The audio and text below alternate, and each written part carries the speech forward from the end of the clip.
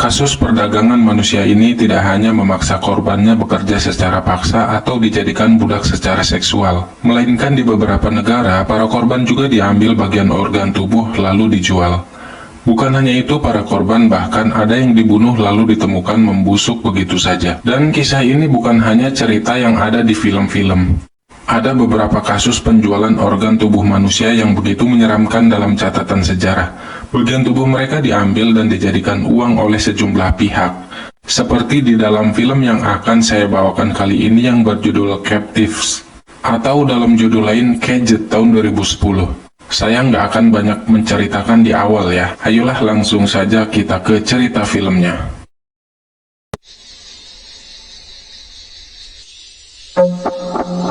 Di suatu ketika ada dua anak perempuan yang sedang bermain petak umpet. Dia adalah Carol dan juga Laura.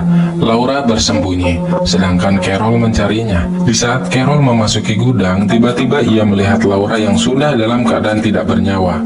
Atas dasar kejadian inilah Carol trauma setelah melihat Laura tewas diserang oleh seekor anjing.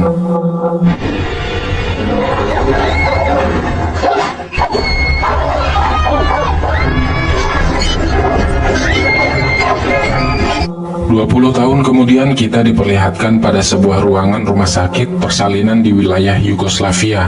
Tampak kini Carol yang sudah dewasa menjadi seorang dokter sukarelawan. Di sana dia tidak bekerja sendiri, tapi didampingi oleh dua orang rekannya yaitu Samir dan Matias. Setelah beberapa bulan mereka bekerja menyelesaikan misi sosial tersebut, kini mereka waktunya untuk kembali ke negara asal mereka yaitu Perancis. Di keesokan harinya mereka pun berangkat menggunakan sebuah mobil. Namun di tengah perjalanan pulang terlihat beberapa orang tentara menghadang. Salah satu dari mereka menghampiri dan mengatakan kalau jalan yang akan mereka lalui sedang ada perbaikan dan mereka diminta untuk menunggu beberapa jam saja. Akan tetapi Matias yang tidak ingin menunggu lama mengatakan pada Carol dan Samir agar mengambil jalan lain daripada harus menunggu, dan itu akan memakan waktu yang cukup lama. Awalnya Carol sempat ragu dengan usulan Matias, namun karena Samir juga membenarkan akhirnya mereka berangkat. Di tengah perjalanan, Matias yang pada saat itu menyetir mobil mulai merasa kalau jalan yang mereka tempuh tidak sesuai dengan lokasi peta. Samir yang panik lalu menyalahkan Matias karena telah memberikan usul tersebut, dan kini mereka terus berjalan ke lokasi antah berantah. Masih dalam keadaan kesal, Samir lalu turun dan berinisiatif bertanya pada penduduk sekitar. Setelah mendapatkan info dari penduduk setempat, mereka kembali melanjutkan perjalanan. Di dalam mobil, Matias dan Samir mulai mengobrol untuk menetralisir ketegangan yang sempat terjadi di antara mereka. Sementara di belakang, Carol mencoba memejamkan kedua matanya sambil tidur terlentang. Beberapa saat kemudian, Carol membuka kedua matanya ketika ia merasakan mobil tiba-tiba berhenti di tengah jalan. Di saat Carol mencoba duduk untuk melihat apa yang terjadi, ia pun berteriak kaget ketika melihat seorang pria bertopeng memecahkan kaca mobilnya.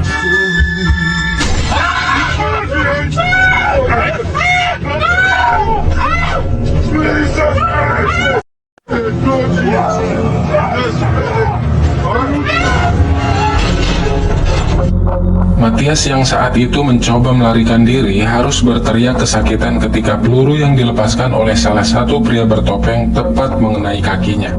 Matias pun berhasil dilumpuhkan lalu dimasukkan ke dalam mobil berjeruji besi bersama Carol dan Samir.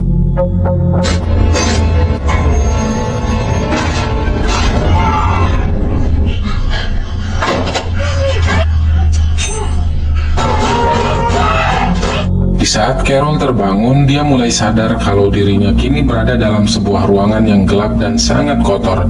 Ia tidak tahu pasti sudah berapa lama tertidur dan tak sadarkan diri di dalam sana. Yang Carol tahu saat itu ia sedang berada di dalam ruangan layaknya seperti penjara. Di dalam kebingungan, tiba-tiba pandangannya teralihkan ketika melihat Samir terbangun yang berada satu ruangan dengannya, dan juga Matthias yang berada di ruangan lain. Awalnya, Carol mengira kalau hanya mereka bertiga yang dikurung di dalam penjara itu. Namun ternyata, ia juga melihat seorang pria yang tak dikenal muncul tepat di depan ruangannya.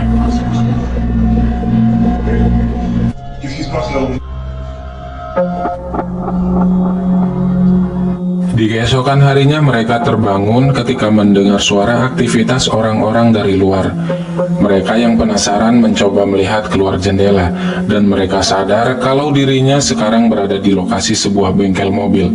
Tidak berselang lama mereka mendengar suara langkah kaki yang mendekati ruangannya. Dua orang pria berwajah seram masuk ke dalam, lalu mencoba untuk memperkosa Carol. Samir yang tidak terima atas perlakuan mereka mencoba membantu Carol, namun apa daya Samir tidak berkutik setelahnya disetrum menggunakan alat.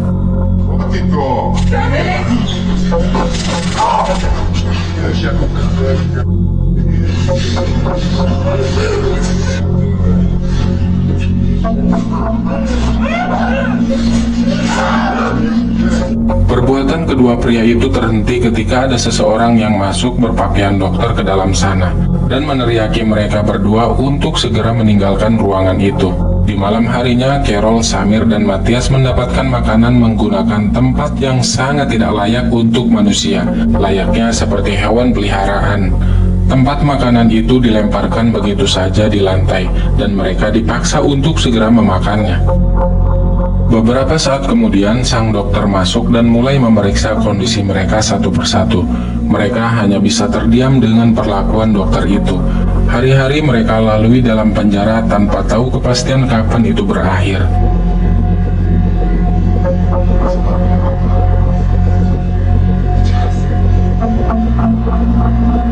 Beberapa saat kemudian tiba-tiba Samir dibawa oleh para penculik keluar dari penjara. Dan ketika kembali, mereka melihat Samir yang sudah dalam keadaan tidak bernyawa. Dan yang lebih mengenaskannya lagi, kedua bola mata bersama organ dalamnya telah hilang.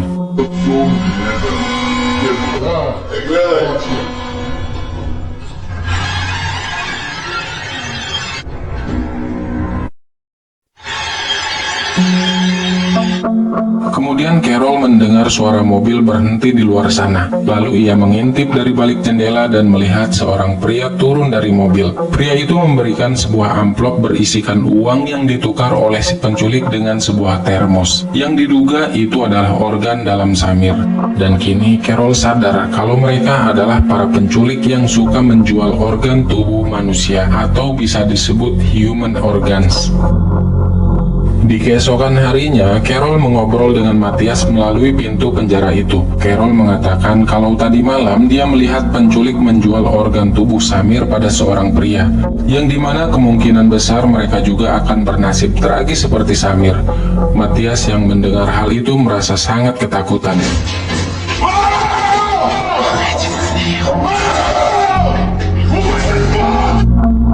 Beberapa saat kemudian, Carol kembali mendengar suara mobil berhenti dari arah luar, dan ia juga melihat dua orang tentara yang pernah bertemu mereka di tengah jalan waktu itu. Lalu, Carol mengambil kesempatan dengan berteriak untuk mengalihkan perhatian tentara tersebut. Namun hal itu tidak berhasil karena kerasnya suara mesin gerinda yang mereka gunakan, sehingga menyamarkan suaranya Carol. Dokter bedah yang bekerja sama dengan para penculik pun masuk ke dalam dan membius Carol.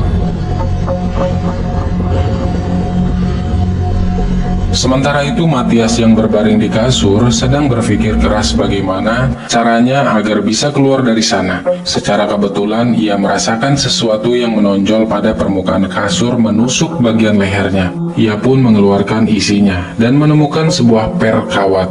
Ia memiliki ide untuk keluar dari sana menggunakan kawat itu. Sedikit demi sedikit Matthias mengikis beton yang menempel pada jeruji besi jendela, sampai pada akhirnya jendela itu pun terlepas.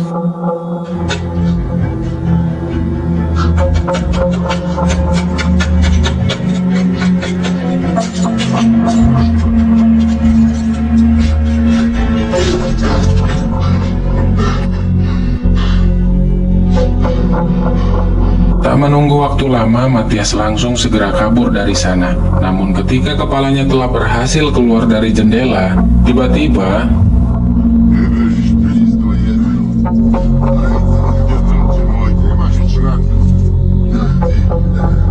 setelah kejadian itu, para penculik mengambil kasur mereka karena mereka khawatir kawat yang berada di dalam kasur akan digunakannya kembali.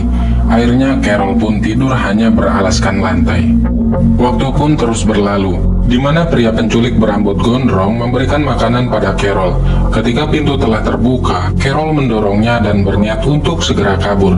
Namun langkahnya terhenti ketika melihat seorang anak kecil perempuan berada di dalam ruangan lain. Alhasil, Carol pun kembali ditangkap dan dimasukkan ke dalam sel. Beberapa saat kemudian, telepon yang berada di luar ruangan berdering dengan sangat keras. Sang dokter yang menerima telepon itu lalu memerintahkan kepada kedua orang itu untuk membawa pria yang berada di depan ruangan Carol untuk segera dieksekusi.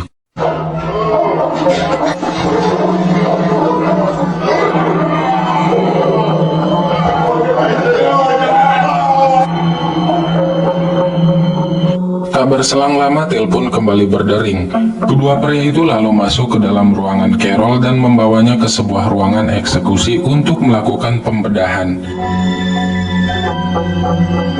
Di dalam sana, Carol melihat jasad pria yang baru saja dibedah, di mana mata dan organ dalamnya telah diambil oleh dokter tersebut. Lalu ia menyuruh kedua penculik itu untuk meletakkan Carol di atas meja bedah, kemudian mengikat kedua tangan dan kakinya agar tidak bisa bergerak. Carol yang saat itu sudah sangat ketakutan tidak dapat berbuat apa-apa selain meronta-ronta berusaha melepaskan ikatan pada tangannya. Namun usahanya gagal.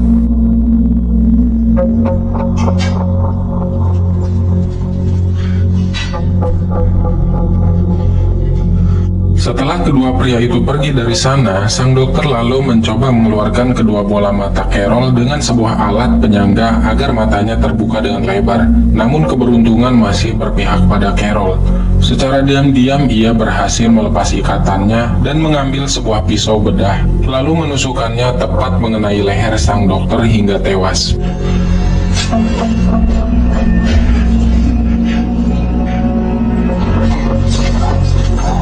Carol berjalan menuju ruangan penjara di mana Matias dan gadis kecil yang bernama Anna masih terkurung di dalam sana. Namun karena dia tidak memiliki kunci untuk membuka gembok, akhirnya Carol berencana untuk mengambil alat pemotong besi yang berada di bengkel. Carol berkata kepada Matias bahwa dirinya akan pergi keluar untuk mengambil alat pemotong dan berjanji akan kembali membebaskan mereka. Namun ketika ia membuka pintu untuk melewati ruangan, Carol dihadang oleh beberapa anjing yang sedang dirantai. Tentu saja hal itu membuat dia ketakutan, karena dia fobia dengan anjing dan trauma masa kecilnya dulu. Carol pun secara perlahan melewatinya, dan berhasil lolos dari sana. Lalu kembali melewati sebuah ruangan dapur. Tanpa sengaja dia melihat seorang wanita berbadan besar yang sedang memasak. Dan inilah yang terjadi selanjutnya.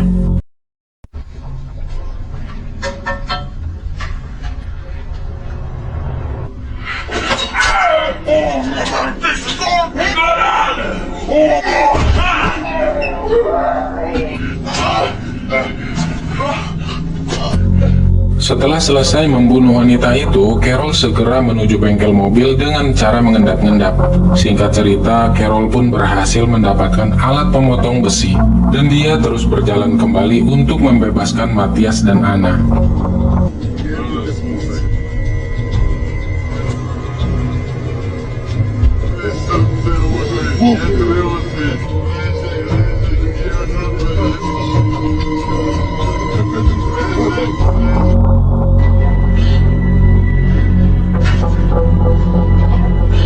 Salah satu dari mereka pergi ke dalam untuk memeriksa keadaan.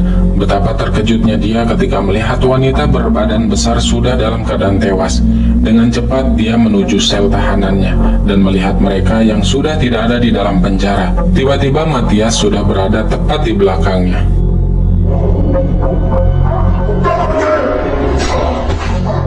Setelah itu, Carol, Matthias, dan Anna pergi dari sana menuju hutan. Mereka terus berlari tanpa arah dan tujuan. Sementara itu, pria berambut gondrong kini menyadari kalau tawanan mereka telah berhasil kabur dan melihat rekannya yang sudah tewas. Di dalam sana, ia lantas melepaskan ikatan rantai anjing-anjingnya agar mengejar tawanan mereka yang telah kabur. Sedangkan pria satunya lagi memasuki mobil dan segera meninggalkan tempat itu untuk mengejar mereka.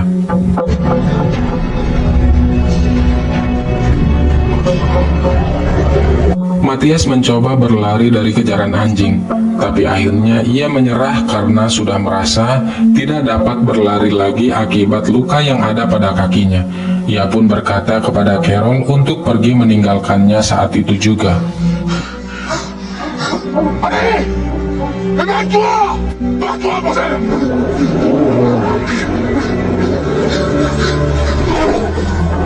Beberapa saat kemudian, Carol melihat mobil berjalan ke arahnya.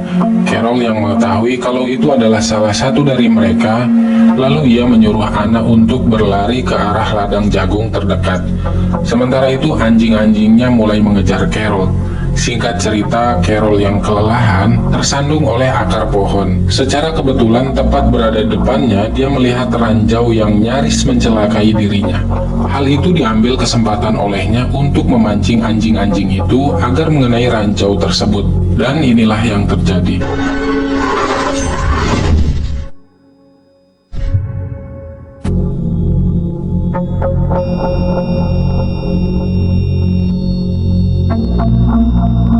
Setelahnya, Carol pun berlari masuk ke dalam ladang jagung, di mana kedua pria tersebut kini mengejarnya masuk ke ladang jagung dengan memegang senapan. Lelaki berambut gondrong menelusuri celah-celah untuk mencari Carol, dan kawanan satunya berhasil menemukan keberadaan Anna. Dia berencana membawanya keluar dari sana. Carol yang melihat hal itu langsung menuju Anna dan menghajar pria itu menggunakan batu.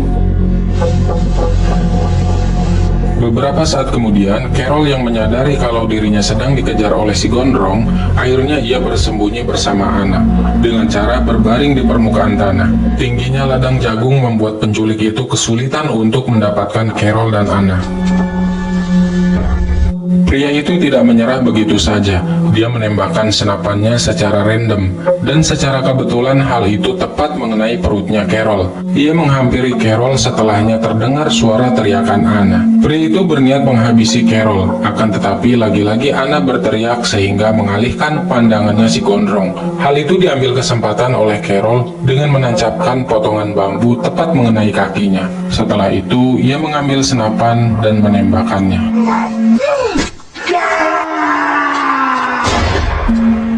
Beberapa saat kemudian, Carol samar-samar terbangun dan melihat seorang tentara menghampirinya. Mereka berdua pun dibawa ke dalam mobilnya, dan film pun selesai.